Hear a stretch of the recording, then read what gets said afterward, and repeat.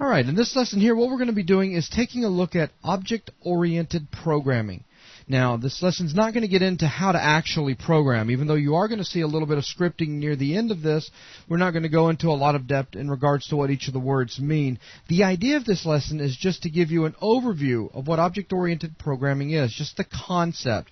And this is really important because if you remember in the introduction of this VTM, I talked about how Unrealscript is an object-oriented language, very similar to C++ or Java.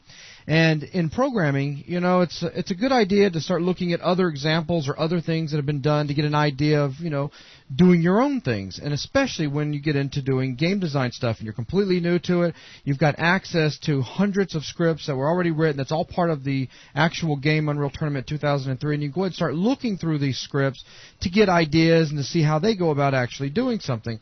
But to start looking through that code, you need to have an understanding of how object-oriented programming works because all of it's based on classes, objects, inheritance, etc., etc. Right, Logan? Right, because of the way this type of programming works, just looking at one specific piece of code might not be the whole picture. There's more that it can be expanded into. You'll see shortly. Exactly. I mean, the old way of programming, basically, you have linear line after line after line, little subroutine setup. But this is a whole different animal here. Wouldn't you agree? Right. With some like different forms of scripts where it's not object oriented, you have the entire program that you could basically save to one script file. And with this method, other scripts are dependent on code that's already been defined. That's right. So with that, let's go ahead and get started. So what is object-oriented programming? Now I'm going to be following along with a little PowerPoint presentation again just to kind of help keep everything nice and straight. All right, object-oriented programming. It's a method of programming that simulates real-world objects, and here's what I mean. The real world is composed of objects, right, Logan? No, that's right. I mean, I'm sitting here, I'm looking at a phone, I'm looking at pens, television, computer monitor, all sorts of things. And all of these objects share two characteristics. They all have properties, and they all have behaviors, right? That's right. I mean, my monitor I'm looking at right now, it's got properties, it's got color, it's got weight, it's got size, and it's got behaviors. It has the ability to turn on, the ability of me adjusting the brightness or the contrast, etc., etc. Well, here what I've done is I've set up an example where we're going to take a look at a car. Everybody's familiar with automobiles. Well, car has properties, of course. It's got color, weight, number of seats, number of doors, engines, etc. And it also has behavior, just like I was talking about with the monitor. It's got things like the ability to start or crank, accelerate, brake, steering, headlights on or off, etc. I mean, the list goes on and on. Well, in the object-oriented programming world, we build objects that are able to interact with one another. These objects have their own properties and behaviors, so there's a very, very close relationship to the real world and this programming, this object-oriented programming world that I'm describing right now. And this is one of the things that makes it so cool, as we shall see here in a second. So where do objects come from? Well, simply put, they're manufactured. My monitor was manufactured. My car outside was manufactured. That telephone that's sitting right there on the desk was manufactured. But before you can build an object, you must have a blueprint. I can tell you what, no guy just sat down one day and just started putting every piece of electronics that was laying around his garage together and boop, came up with a monitor. Some planning had to go into it. Right, it had to be designed first. Beforehand, he had to figure out values like how high it was, how wide it was going to be, how heavy it was the frame going to be able to support its weight, and stuff like that. Absolutely. And basically, once you get all these things together and you've kind of roughed out the idea, you create what we all know as a simple blueprint. Okay? So here I say, let's go back to the car example. Every car is unique in one way or another. My car's different from your car, isn't it? Oh, yes, definitely. Yeah, absolutely. But they're both cars, right? Yep. I mean, they both share very similar characteristics in the ability that we both can get in and crank them. And we can both drive them. I mean, they both have wheels, etc. Well, here I'm pointing out that, you know, they're unique from one another in, you know, their color, their type, speed, size, weight, etc. Yet one can say that they all fall under one basic classification, and that is an automobile. Well, when constructing an automobile, manufacturers can take advantage of the fact that all automobiles are similar and construct a basic blueprint. In the object-oriented programming world, this blueprint is known as a class. I have just said one of the most important words in your journey of understanding object-oriented programming.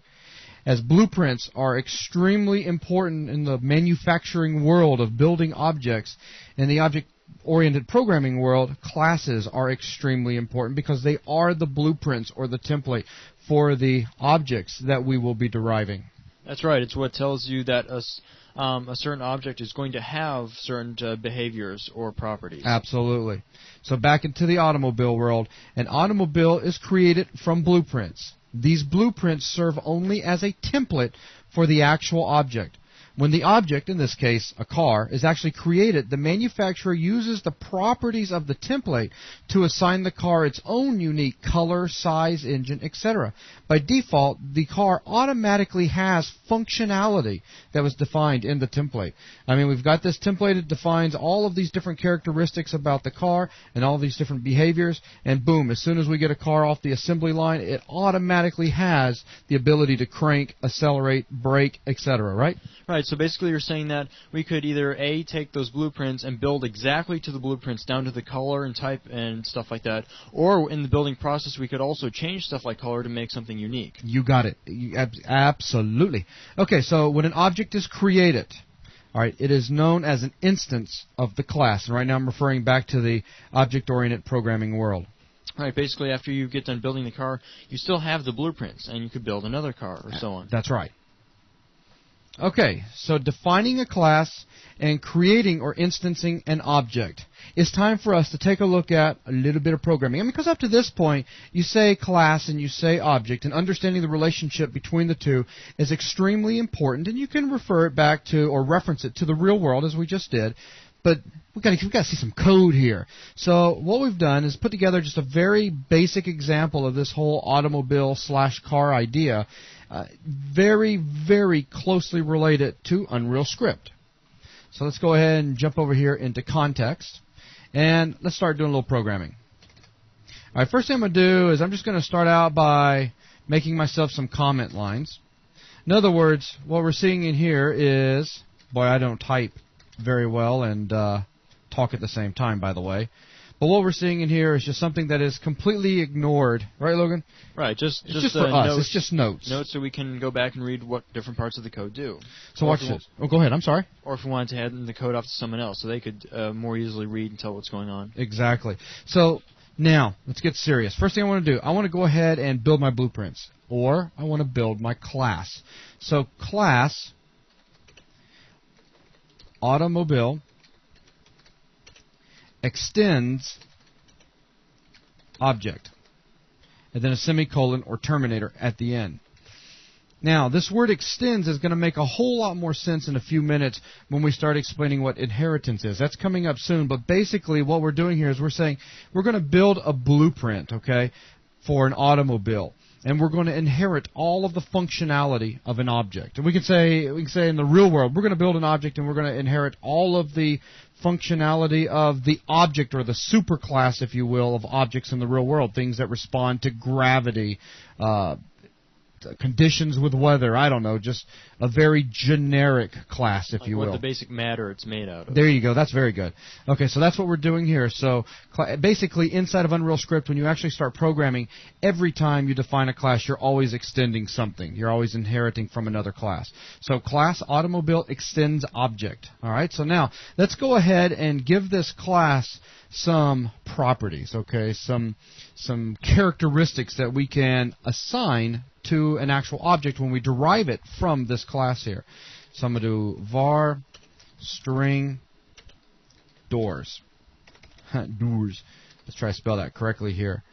Var string color. Logan, you want to go ahead and talk about these just a little bit while I am... Well, we're defining the type, not only that these are properties, but the type of property, what they're going to hold. Basically, we're just going to use alphanumeric characters to describe what the doors and the color and the interior is. For cost, we're using floats, so we can use a decimal number to describe cost. And the same for speed. So this goes back to, remember at the very beginning when I said all objects have properties and behavior.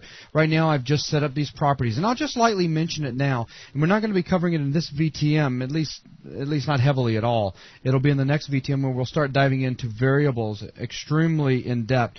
But what we're doing right here is we're defining a set of variables. And these variables are basically sections in memory that will hold some sort of data that we can then reuse, at another point in the program.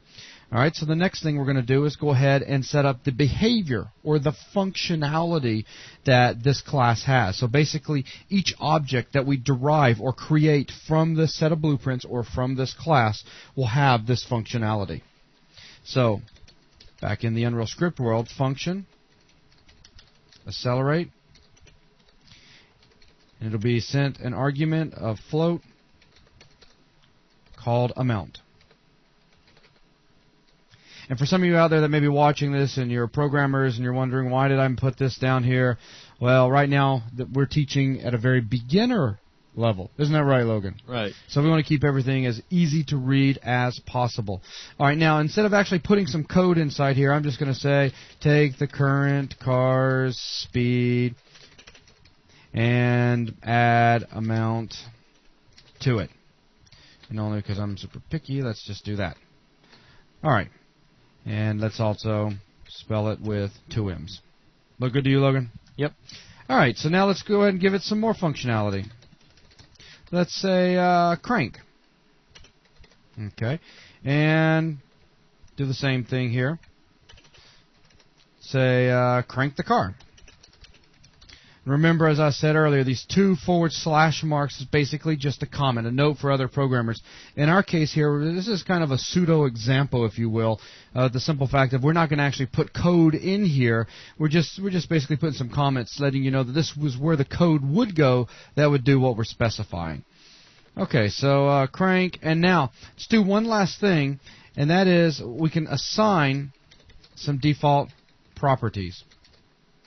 Logan, you want to talk about these while I type a few in real quick? Well, these just allow you to set what its initial values would be. Say, if you were to create a new automobile in this case, what would doors be set to? What would like the color or whatever? This way, it just lets you assign its unchanged parameter. Meaning, you could, if you just create a car or an automobile without telling it what the doors or any property is supposed to be, these are what they will default to. Hence the name default properties. That's why it was so trippy to explain. But it explains itself. It's the default properties. That's right. We're just setting a few things. So in other words, if we were to turn around and say, give me a car from the car factory, bloop, out would pop a car that automatically had 4 doors, its interior was cloth, its color was white, and now we'd have some other things that are not set, such as the speed, the cost, and we could come in here and set the default properties of those as well. Yes, we could. And also that car that just popped out of the assembly line also knows how to accelerate it, knows how to crank, and any other functionality that we'd want to add in here as well. Now, if you think about it, even though a weapon gets far more advanced than what we're showing here as a very basic example, because we start getting involved with several classes. If we wanted to, just for a mental picture, we could say something very simple. We were creating a weapon here. So the class weapon extends actor, perhaps. And that's something that we'll get into a little bit later on. But we could get into, I don't know, what are some variables that a weapon would have, Logan? Well, just in general, I mean, not talking about the actual weapon class. That's right. Not. But just it might general. be what type of ammo it uses, what's the time between refire. You got it.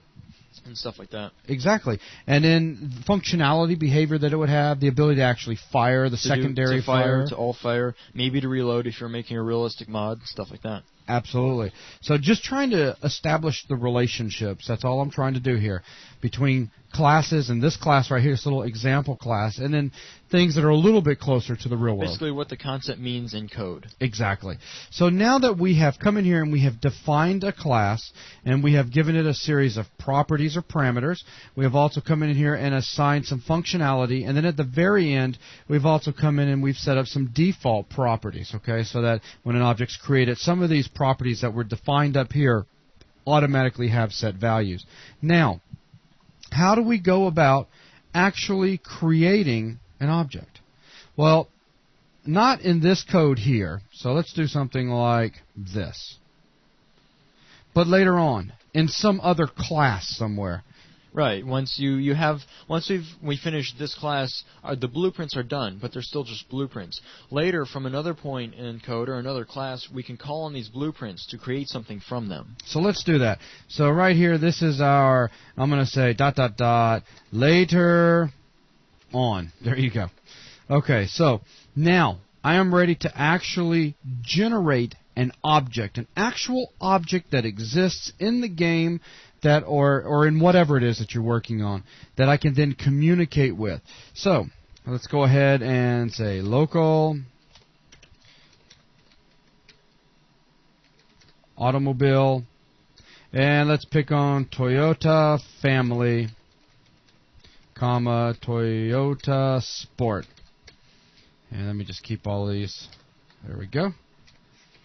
All right, so what I've done here is basically I've set up two, how do you want to call these? I want to say variables, placeholders, basically two object types, if you will, that are of type automobile. Now, at this point, they're not actually created, correct? No, it's just they could be that type if you were to create them. So right now, it's time to... Yeah, go ahead. Or to create them and use them as a container or a reference back to the object. So making a family car. All right, so that's what we're going to do now. So what I'm going to do is I'm going to use this Toyota family, okay? Remember, both Toyota family and Toyota Sport are both of type automobile, and type automobile is specified up here in this class. So here we go. Let's actually build it. Toyota family equals spawn class automobile. Now, we've got one, don't we? We just created an actual object, right? Yeah, it's not only been created, which could have been done with spawn by itself, but we can refer back to it by using Toyota family now. So now I can actually talk to it as almost like saying Buzz's car. Instead, we're going to call it Toyota. You know what? Only because I hate typing so much. Let's just copy that. There, Toyota family dot. Now I can start talking to the parameters that this object has. So dot color equals blue. Now, if I would not have assigned this line, it would have had a color, correct? Yes, it would. It would have been white because that was a default property. It was automatically assigned white. But I have just come in here and given it my own custom color. So we've taken the blueprint, but then we're changing a little bit. So again, that we would have a unique object as opposed to just a copy of what the blueprint would be. Exactly. Okay, so let's see what else. Control V. My Toyota family dot cost was $18,000. Okay. And let's see. Let's go ahead, now that we've created our little car here, a little family car, and we've made it blue, and we've set the cost, let's crank that puppy up and get it going. So we're going to do Toyota family dot crank, like such, and then Toyota family dot accelerate. And we'll accelerate it up to 40 miles an hour. If you remember back up here, when I actually created crank, it did not take any arguments in. Don't worry, later on when we start getting into functions, not in this VTM, but perhaps the next one, we are going to start getting into arguments and all that real nice and deep. But in this case right here, crank didn't take in any outside data, but accelerate did. It took in the amount in which we're going to accelerate it in. That's why down here you see crank with just an open and a closing parentheses, yet down on the dot accelerate, we're actually sending a numeric value to the accelerate function. Okay, so now that car is not only going to crank, it's then going to accelerate off at 40 miles an hour, or whatever 40 is in our little world here. So now let's do this. Let's make a sports car. Okay, so I'm going to get nice and lazy again. I'm just going to copy this whole line right here, come down here and paste it. So instead of Toyota family, you'll remember we set up another guy up here, Toyota Sport. So there it is. Let's go ahead and copy this. So now we have just created from our class automobile a completely new object, a new car object, right? All right, we're still using the automobile blueprints, but now we're referring to it by Toyota Sport. Right, so now we actually have, in our little program here, we now truly have two actual objects in existence that we can mess with. Right, we have two automobiles, if you want to call them that. It's just one of them is the family version, and it's blue and costs less, and now we're going to create the sport version. That's right.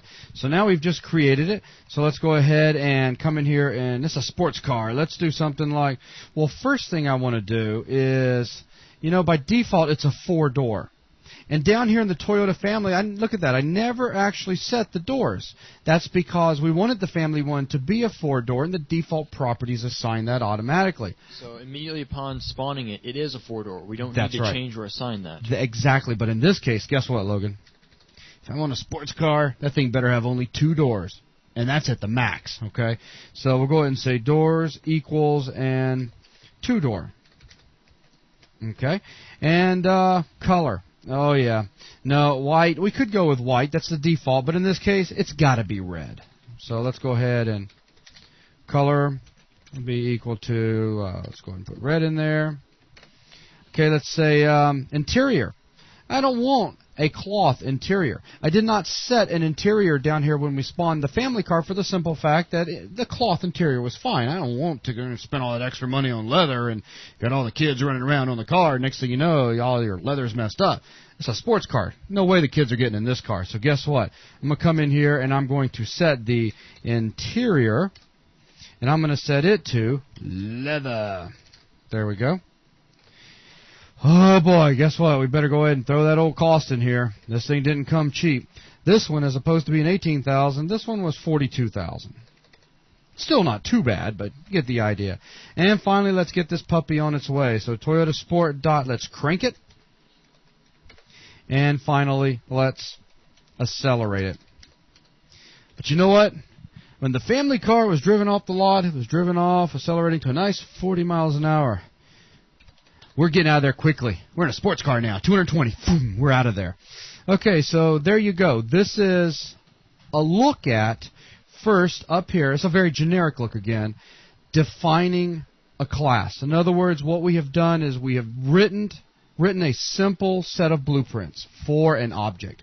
All because you've got blueprints for a house doesn't mean that that house truly exists yet, right? Right. I mean, you've got to now go hire the team and build the house. It's got to be constructed, okay? Right, before it was just designed. I mean, you might have said how many windows and what it was made out of, but it still doesn't exist until you give that blueprint to someone and they actually build it. Exactly, and in this case here, we have defined our automobile. We have defined, first of all, if it inherits from anything else. In this case, it inherits just from the general object, all objects in the world. And then we went ahead and we set up the properties that it's capable of having, the behavior or methods that it's capable of doing, its functionality. And then for the heck of it, down here at the very end of this, we've gone in and we've set up some default properties so that if somebody forgets to assign a few things, these are the defaults that are given. Then later on, in another script or another class somewhere, we actually needed to create some cars. And so we've done just that. We've created two automobiles, okay, two different cars, a Toyota family, and you look at that little spelling error there, Toyota family and a Toyota Sport. So we assigned both of those as type automobile. Then we came down here and we said, okay, Toyota family equals spawn it. And we're spawning an object from the class automobile. So from that, boom, it gives us an object. And this now represents our object, our car. And from there, we're then able to come down here and say .color, .cost, and start assigning these things. And then we were able to crank it up, and off it went. And then we were able to turn right around and build another object based still on the class automobile.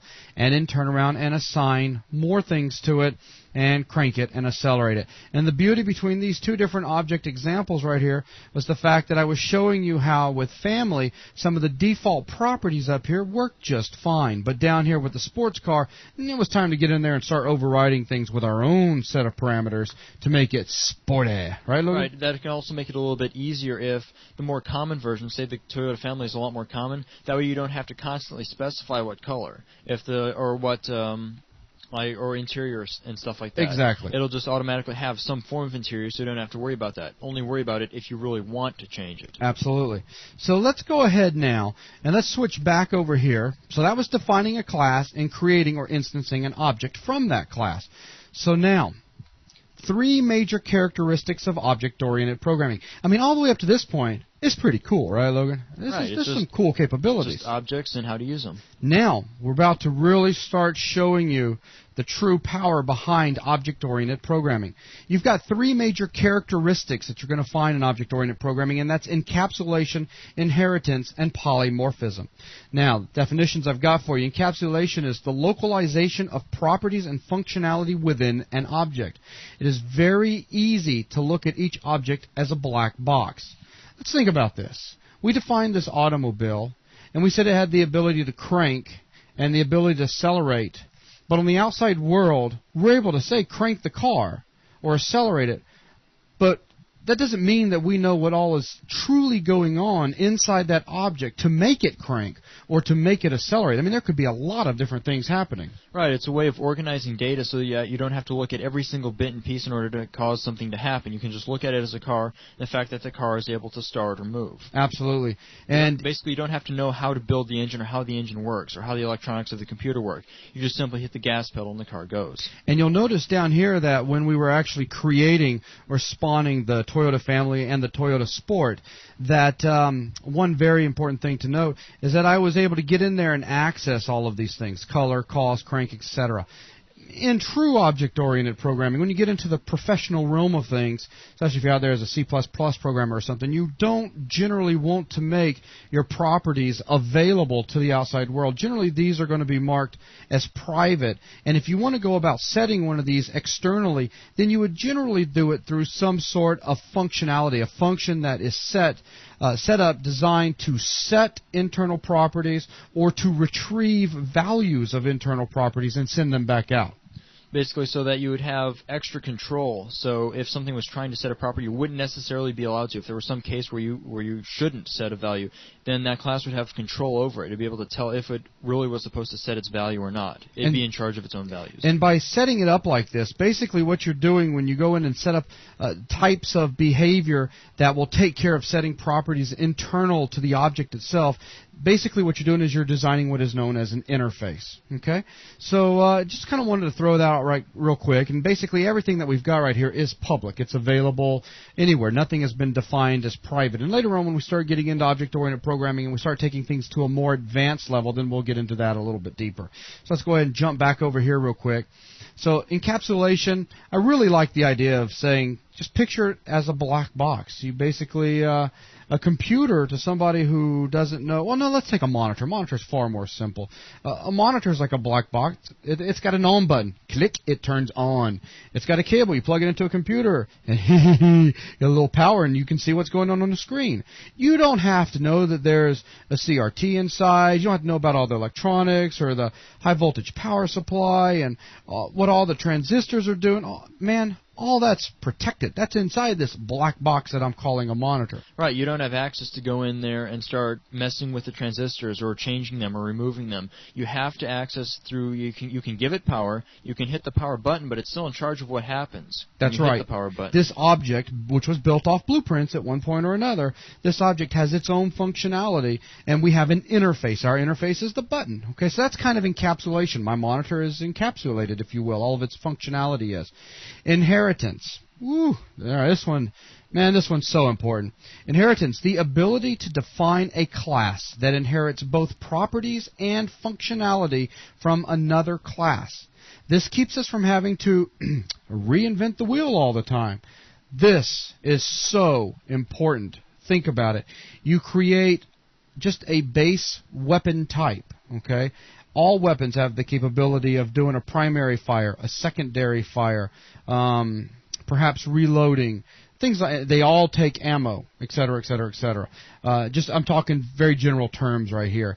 And then up underneath the class weapon, we could create other classes, such as like a rocket launcher, which will inherit from the weapons class, but then we can expand and add additional functionality to it. Right, basically we'll take everything that would have had to been reused. Say if we didn't have a master weapon class, and we rewrote the fact that it took ammo and had a primary and all fire every single time, that would get very inefficient because we'd be reusing, or we'd be retyping the code over and over again. Absolutely. If we put all the, if you want to say anything that's generic to a weapon, anything that's common to a weapon, take all that and put it in one class and reuse it later, so that all your classes below it can all have access to anything a weapon can do, but they add on to it. And in a few minutes, we'll actually take a look at how classes are inheriting from one another in Unreal Tournament 2003. Though before we do that, I'm going to give you some brief examples. But let's go ahead and talk about the third major characteristic, and that is polymorphism. Polymorphism is the characteristic of being able to reassign functionality or properties from an inherited class within its new class. Okay? So in other words, if we had some functionality in the weapon class, like fire, and we wanted to completely redefine how fire was going to work for one particular new type of weapon, we could do that. We could basically overwrite it, right, Logan? Right. You could add completely, totally new, and rewrite the entire fire behavior if you wanted to. Absolutely. So let's go ahead and take a look at some examples of inheritance and polymorphism.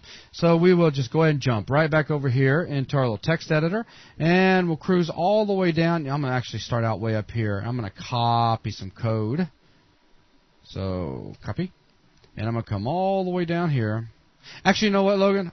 Let's go ahead and do, as you mentioned once upon a time, we're going ahead and do a new file because it'll make it easy to switch back and forth. Let's go ahead and change this new type over to looking, and there it is, Unrealscript. All right. And this, by the way, we're using context right here, and we'll talk about this a little bit later on in the VTM. It's a really good text editor. Okay, so what I want to do is I want to make a new class that extends automobile. I want to make a hovercraft. Okay, so now, you know, the year 2000 came and went, we had automobiles. Now it's the year 2020, and we got hovercrafts. And the hovercraft is basically going to be just like a car, okay? Except some functionality is going to change up a bit. But, I mean, it's still going to be, in our case here, 2020, it's going to be shaped like a car. It'll have 2 doors or 4 doors. It'll have number of seats. It'll still have color. I mean, it'll still have the ability to crank, to accelerate, etc., right? Right. So we're going to completely build a new class. So let's go ahead and start out by, let's cut that out, and we're going to create a class called Hovercraft. And I'll go ahead and put old Hovercraft up here as well in our comment section. And it's going to extend automobile. So just this right here automatically creates a new craft, a new hovercraft that has number of doors, color, interior, cost, speed, the ability to accelerate, the ability to crank, and by default, a hovercraft that is created has got 4 doors, cloth, and white. We just inherited all that, right? Right. So, but, I mean, of course, that's all nice and all, but so far we haven't gotten anywhere farther than just making a new automobile. Exactly. We've just copied the template. That's all. So let's go ahead and take a look at, well, what do we get out of this inheritance? Well, with hovercraft, we're going to need something like, I'm going to go ahead and create another variable, an integer. It's going to be max RPMs. This is going to be very important because we're going to need to basically monitor the max RPMs or the RPMs of the propellers and make sure that they never get over a certain maximum set RPM for a particular hovercraft. And if you get the family hovercraft or you get the sports hovercraft, they have different max RPMs. Trust me, the sports one goes a whole lot higher. Okay, so we'll set that up. Let's go ahead, and another thing that would be very important with the hovercraft that we'll go ahead and add is going to be number of propellers. Okay, so where with an automobile we didn't have the ability to assign the number of propellers, but here we are with a hovercraft that inherits all of the functionality of a car or automobile, but now we can give it a number of propellers. And finally, perhaps one last thing, we'll give it a hover style. Okay, defines maybe where the propeller placement is. You got your main propellers on the bottom, and certain styles may have some on the side to kind of push off something, or who knows. I'm just being somewhat creative at the moment. Okay, so now we have created a new class that, as I said several times, has inherited from automobile, but it's given ourselves some new properties. Now I can go in and I can start adding in new functionality on top of the functionality that already exists. But as opposed to just showing you how to go ahead and write the word function out again, what I want to do is I want to show you how we can override, okay? This is use of polymorphism. We want to override the accelerate function. If you remember back over here, we had the ability to accelerate, and it basically just takes the number of cars or the current car's speed and adds the amount to it. Well, we can't do that no more. Okay, we gotta worry about the max RPMs and stuff like that. So for polymorphism to take effect here, for us to actually change the way accelerate works, all we need to do is simply redeclare or redo the function accelerate like that, and we'll say it takes in float amount how much we're going to accelerate. Boy, me and my spelling of amount today is just not well. And we'll go ahead and open, and we will close our curly braces. And so let's go ahead and write something in here. Check propeller RPMs against max RPMs. Remember, max RPMs is going to be assigned when you actually create the hovercraft. So we want to go about checking against that. And if safe, increase the RPMs by the given amount. Spell amount, Logan. AMMOUNT. I just keep looking at it. It's like, is it really 2 M's? Is it 1 M? That's awful. I can barely spell my own name. That's horrible. Okay. Key is to always spell it the same, though, and it'll still work. Absolutely. Okay, else. Now let's go ahead and jump down. And so, in other words, I'm saying if it's not safe, we need to report to the monitoring systems that RPMs are maxed. Okay? Ta-da! So basically the RPMs won't increase above a certain amount. That's right. We're checking to see what the max RPMs are, and if the RPMs, if they're not above that, then we'll just simply increase our amount of RPMs. Otherwise, we need to report to some sort of monitoring system function, which will then take care of whatever needs to be done to let the person driving the hovercraft know that they've already maxed out the RPMs on the propellers, and that's about it, or on the engine. Okay? Hint, HUD modification. Right. and thinking about it, I hate to say this, it's just, I really think amount's just 1 M. It's really starting to get to me. I think I wrote it down wrong originally. In fact, I'm sure it's only... I think I wrote it down originally. Oh, okay, you did? Okay. So anyways, excuse my incredibly horrible spelling, or our incredibly horrible spelling. Okay, so we've got the functionality in place. Now, let's go ahead and, one last thing, default. PROPR. Suddenly, boy, my finger's just non-functional. All right, so default properties. Let's go ahead and come in here and say doors. Doors are going to have 2-door. Basically, if you got the money to go out and buy a hovercraft, you got the money to buy a sports hovercraft. Trust me. So the interior now is going to be leather. And the color is going to be black. Oh, yeah. And the hover style, by default, you get the Viper. And max RPMs,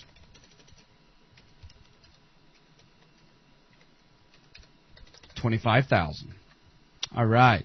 So now, if we were to go in here and create another object, if you remember before, what we did when we came down is we said local automobile. Now we'd go about local, it'd be hovercraft, and then whatever we wanted to, Buzz's hovercraft, or whatever you want to call it, okay? And then you would go down and you would spawn Buzz's hovercraft equals spawn class hovercraft. And it's going to give you all the new functionality of a hovercraft plus all of the old functionality in automobile, except for accelerate was basically morphed into a new type of accelerate behavior. Right, we really started to differentiate from the base automobile, in that we have more properties as well as different behavior. Exactly. We can still tell a hovercraft to accelerate, but different things might happen. It might have already been the RPMs might have already been maxed, and therefore it won't continue to accelerate. The base car didn't really have much checking, so it'll basically just accelerate until it hits something or blows up, if you want to look at it like that. Exactly. Good old days of blowing up engines. Whoops. Okay, so there's our one class. There is our other class that extends, that's such an important keyword, automobile. Okay, and so now we've gotten the opportunity to take a look at how these things work. So let's go ahead and jump back over here. Okay, so that was examples of inheritance and polymorphism, just building upon the example we saw earlier with automobile and car. Okay, so in Unreal Tournament 2003, we've got 3 main classes. Now, trust me, there are tons of classes, right, Logan? Right. I mean, you can get pretty specific on what you want to start building under, because, I mean, you've seen the different pieces of the game. You've seen weapons, you've seen pickups, you've seen players running around the game. Exactly. Now, the 3 main classes, though, is the object, the actor, and the pawn. And the object class is the base class from which all other classes are defined. So that's our top-level class, or our root class, if you want to look at it that way. The actor is the base class of all gameplay objects. So a lot of the things that you're going to be tweaking or modifying in the game is going to be located somewhere up under actor. That's right. I mean, even things such as game rules are actually actors. That's right. And then finally there's pawn. And let me say this before I say what pawn is. The actor actually extends object. The pawn actually extends actor. Okay, so a pawn. A pawn is the base class of all actors that can be controlled by players or AI. There you go. It's as simple as that. All right, so let's go ahead and take a quick look at some of the classes in UT 2K3. So let's just go ahead and jump over here into Unreal Ed. And we'll just come over here to the actor classes. And by default, when you go into the actor classes browser, you're looking at actor as the top level. Okay, it's already expanded, and you can see a bunch of different classes up underneath it. I highly recommend you go in there and take a look at the actor class, take a look at the object class, take a look at the pawn class. And all you got to need to do to take a look at these, just double click. Okay, I just double clicked on actor. Boom, look at that. There I am. I'm looking at all the code. I can go through. Look at this. Class, actor, extends, object, just like you saw a second ago. Look at this, var, just like you saw a second ago. I mean, still relatively similar, type things. So go back over here. Up under actor, if we come down here, we will find pawn. Well, what do you know? So here's pawn. Class pawn extends actor. Okay, and then look at this, tons and tons of variables or properties being set up. Just tons and tons and tons and tons and tons and lots of tons. And then we start getting down into functionality, to reset, to fire, to draw the heads-up display, blah, blah, blah. Okay? And if we want to take a look at object, not a problem. Right now you can see we've got use actor as the parent. Let's turn that off. And now we're going to see top level, object. And then up under object, there's actor. If we go and expand that, there's everything we saw a second ago up under actor. I can simply double click on object, and there you go. Class object. Doesn't extend anything, root level. And there you go. And the code necessary up underneath it. Of course, do be forewarned, this is a built-in Unreal class, and it should not be modified. Not only that, anything that's already there shouldn't be modified. The whole point of object-oriented is to take what's there and build new versions of them. That's a beautiful point. If you wanted a simple weapon modification, you can take an already usable gun. You can take the shock rifle or the lightning gun and actually build underneath those to modify just as simple as one property of those guns. Absolutely. So now, if you were getting really serious in a full all-out weapon mod where you didn't want to have it be anything like the existing guns, you could still build under weapon and add new functionality yourself. It would be more code, of course, because now you're defining everything about the gun. Absolutely. But you're still underneath weapon. So yeah, Logan does have a very valid point. Don't go in and modify any of these scripts here. Just inherit from them and override whatever you want to override. It really is that easy. And that way you keep from messing up anything in the actual game itself. Exactly. Okay, so there's our object, actor, and pawn down below. Okay, so, and there's tons of things. I mean, you go in here and you can just start digging through these. I mean, just digging.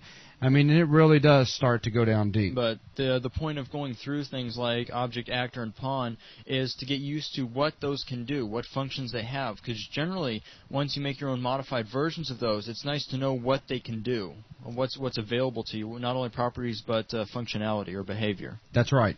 Absolutely. And so with that, that's pretty much going to wrap up this lesson. I mean, this is kind of like just an overview of the basics of object-oriented programming in a nutshell, if you will. We've gone in there and we have explained to you that object-oriented programming is kind of like real world in a sense. Where in the real world you have blueprints, and from those blueprints objects are created. And those objects have functionality and properties, okay? Well, in object-oriented programming, you have a class, and a class basically is a definition of what an object will be like. It is the blueprint for the object. And we showed you how to go in, how to actually set up a class. Then we showed you how we go about actually deriving an object from the class. And then we went in there and we set some of the properties of the object, and we also invoked some of its functionality as well. Then we went a step further and we talked about encapsulation, we talked about inheritance, and we talked about polymorphism with examples of each. And of course, the encapsulation example is basically everything we've been doing, because it's, these objects are all self-contained. Okay? That's right. And the general idea here is just to get used to how Unrealscript is put together.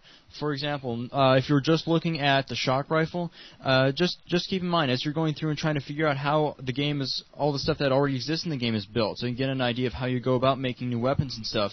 You can't just open up shock rifle and expect to see everything that can be done. It's not like that's all there is to a weapon by opening up the shock rifle. You have to keep in mind that the shock rifle is built on everything that's in weapon, which is built in everything that's in actor. Which is built on. So you may see things that are being called or done inside of a shock rifle, but that function doesn't exist anywhere in the shock rifle. It actually exists in weapon, or it actually exists back in actor. Exactly.